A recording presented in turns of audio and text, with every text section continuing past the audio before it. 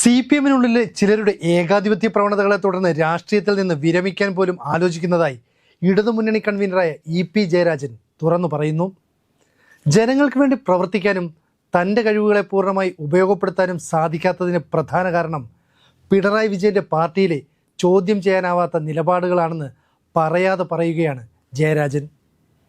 അടിസ്ഥാനമില്ലാത്ത ആരോപണങ്ങൾ കമ്മ്യൂണിസ്റ്റുകാരനായി പ്രവർത്തിക്കാനുള്ള ഊർജം തന്നെ നഷ്ടമാക്കുന്നുവെന്ന് ഇടതുമുന്നണി കൺവീനർ ഇ.പി. ജയരാജൻ മാധ്യമങ്ങളോട് തന്നെയാണ് തുറന്നു പറഞ്ഞത്. തനിക്കെതിരെ പാർട്ടിയിൽ നടന്ന ഗൂഢാലോചനകളെക്കുറിച്ച് വ്യക്തമായി അറിയാമെന്ന് ജയരാജൻ പറയുന്നതിൽ നിന്ന് അദ്ദേഹം നേരിടുന്ന പ്രതിസന്ധികളുടെ ആഴവും അറിയാൻ സാധിക്കും. ഇതേക്കുറിച്ച് താൻ തുറന്നു പ്രതികരിക്കാത്തത് പാർട്ടിക്ക് ദോഷകരമാകുമെന്നതിനാലാണെന്നും LDF കൺവീനർ ഇ.പി. ജയരാജൻ പറയുന്നു. തന്നെ അപകീർത്തിപ്പെടുത്തുകയും അതുവഴി പാർട്ടിയെ പ്രതിസന്ധിയിലാക്കുകയും ചെയ്യാൻ ലക്ഷ്യമിട്ട് നടപ്പാക്കിയ ഒട്ടനവധി കാര്യങ്ങൾ തനിക്കറിയാമെന്നും അതിനെല്ലാം തെളിവുകളുണ്ടെന്നും ജയരാജൻ വ്യക്തമാക്കുന്നുണ്ട്. പിണറായി സർക്കാർ തുടർഭരണം നേടിയപ്പോൾ തഴയപ്പെട്ട ജി സുധാകരൻ, AK ബാലൻ, കടകംപള്ളി സുരേന്ദ്രൻ, KK ശൈലജ, S ശർമ്മ എന്നിവരുടെ പട്ടികയിൽ തന്നെയാണ് കണ്ണൂരിൽ നിന്നുള്ള ഇ.പി. ജയരാജൻ്റെയും സ്ഥാനം. LDF കൺവീനർ എന്ന സ്ഥാനം നൽകി അധികാരത്തിലും രാഷ്ട്രീയത്തിലും ഇടപെടുന്നതിന് ജയരാജന് നിയന്ത്രണം കൽപ്പിച്ച് മാറ്റി നിർത്തുകയായിരുന്നു. പാർട്ടി സംസ്ഥാന സെക്രട്ടറി ആയിരുന്നപ്പോൾ പിണറായി വിജയൻ എങ്ങനെയാണോ CPM-നെ അടക്കി ഭരിച്ചിരുന്നത് അതുപോലെ തന്നെയാണ് മുഖ്യമന്ത്രി പദവിയിലേക്ക് എത്തിയപ്പോഴും പാർട്ടിയുടെ കടിഞ്ഞാൺ തൻ്റെ കയ്യിൽ തന്നെ ഒതുക്കി നിർത്തിയിരിക്കുന്നത്. കോടിയേരി ബാലകൃഷ്ണനും MV ഗോവിന്ദനുമൊക്കെ പാർട്ടി സെക്രട്ടറിയായി വന്നപ്പോഴും A വിജയരാഘവൻ പാർട്ടി സെക്രട്ടറിയുടെ താൽക്കാലിക ചുമതല വഹിച്ചപ്പോഴുമൊക്കെയുള്ള CPM-നുള്ളിലെ അവസാന വാക്ക് പിണറായി വിജയൻ തന്നെയാണ്.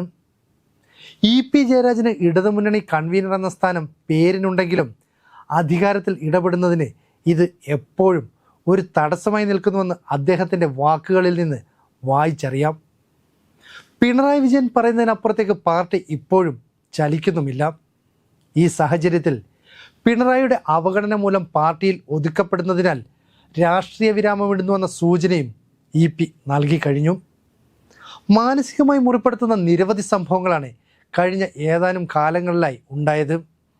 ഈ അവസ്ഥയിൽ വഹിക്കുന്ന പദവികളോട് നീതി പുലർത്താനാവുന്നുണ്ടോ എന്നും സംശയമുണ്ട്.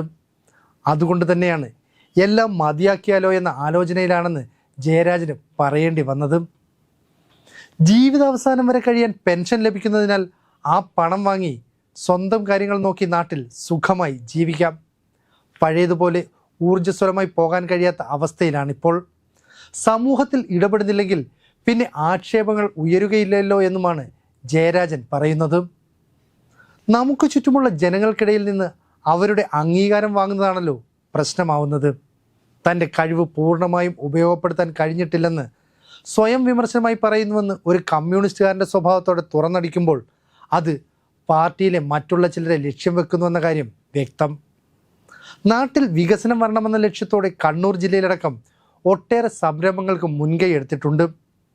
അതിനെയെല്ലാം പ്രോത്സാഹിപ്പിക്കുന്നതിന് പകരം ഇത്തരം കഴിവുകളെ അസൂയയോടെ കാണുന്ന മനോഭാവമുള്ളവർ ഇവിടെയുണ്ട്. അതിൻ്റെ പേരിലെല്ലാം തനിക്കെതിരെ അടിസ്ഥാനമില്ലാത്ത നിരവധി ആരോപണങ്ങളാണ് ഉയർന്നതെന്നും ജയരാജൻ പറയുന്നു. അതിനാൽ ഇത്തരം പ്രവർത്തനങ്ങളിൽ നിന്ന് വിട്ടുനിൽക്കുകയാണെന്നും അദ്ദേഹത്തിന് പറയേണ്ടി വരുന്നു. കണ്ണൂരിലെ വൈദേകം റിസോർട്ടിൽ ഇ.പി. ജയരാജൻ്റെ ബന്ധുക്കളുടെ പങ്കാളിത്തം ചൂണ്ടിക്കാട്ടി ഒരു സംസ്ഥാന കമ്മിറ്റി യോഗത്തിൽ പി. ജയരാജൻ പരാതി ഉന്നയിച്ചിരുന്നു. ഇക്കാര്യം ഉരുക്ക് ചട്ടക്കൂടുള്ള പാർട്ടിക്കകത്ത് നിന്ന് മാധ്യമങ്ങളുടെ ശ്രദ്ധയിലെത്തിച്ചത് തന്നെ തകർക്കാൻ ആഗ്രഹിക്കുന്ന ചിലരായിരുന്നുവെന്ന് ജയരാജൻ പറയുകയുണ്ടായി. സംഭവം വിവാദമായതോടെ ഇത്തരത്തിൽ ആരോപണമുയർന്ന കാര്യം ജയരാജൻ പിന്നീട് സമ്മതിക്കുകയും ചെയ്തു. എന്നാൽ ഇ.പി. ജയരാജനെതിരെ ഒരു ആക്ഷേപവുമില്ല, ഒരു തീരുമാനവുമില്ല എന്ന് പാർട്ടി സംസ്ഥാന സെക്രട്ടറി MV ഗോവിന്ദൻ തന്നെ അന്ന് പറഞ്ഞിരുന്നു. എങ്കിലും റിസോർട്ട് വിവാദത്തിന് പിന്നാലെ തനിക്കെതിരെ ഗൂഢാലോചന നടക്കുന്നുവെന്നായിരുന്നു ഇ.പി. ജയരാജൻ ആരോപിച്ചത്. അഴിമതി, പെരുമാറ്റ ദൂഷ്യം എന്നീ പ്രവണതകളുള്ള പാർട്ടി അംഗങ്ങളെ കണ്ടെത്തി തിരുത്തിക്കാനുള്ള നിർദ്ദേശം നൽകിയിട്ടുണ്ടെന്ന് പാർട്ടി എന്ന നിലപാട് വ്യക്തമാക്കിയത് പരോക്ഷമായി ജയരാജനെ കൂടി ഉദ്ദേശിച്ചായിരുന്നു. വിവാദങ്ങൾ നിരാശനാക്കിയതിനാൽ സജീവ രാഷ്ട്രീയത്തിൽ നിന്ന് പിൻവാങ്ങിയാലും ഇനിയൊരു സംരംഭത്തിന് മുന്നിൽ നിൽക്കാൻ ഇ.പി. ജയരാജൻ ഉണ്ടാകില്ല. വിഷയം വിവാദമാകേണ്ടെന്ന് കരുതി അതിന് വേറെ വ്യാഖ്യാനമൊന്നും നൽകേണ്ടെന്ന് ജയരാജൻ പറയുന്നതിന് പിന്നിലും ചില രഹസ്യങ്ങൾ തന്നെയാണ് ഉള്ളത്.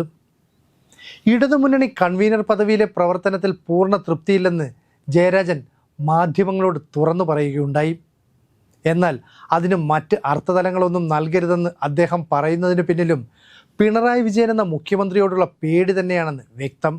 കിട്ടേണ്ടിടത്ത് കിട്ടാതെ പോയ പിന്തുണ, എതിർപ്പ്, നിരാശ, പദവിയിൽ അത്ര പോരെന്ന സ്വയം വിലയിരുത്തൽ, സജീവ രാഷ്ട്രീയത്തിൽ നിന്ന് അകലില്ലെന്ന് ഊന്നുമ്പോഴും EP ജയരാജൻ്റെ വാക്കുകളിലുണ്ട് എല്ലാം.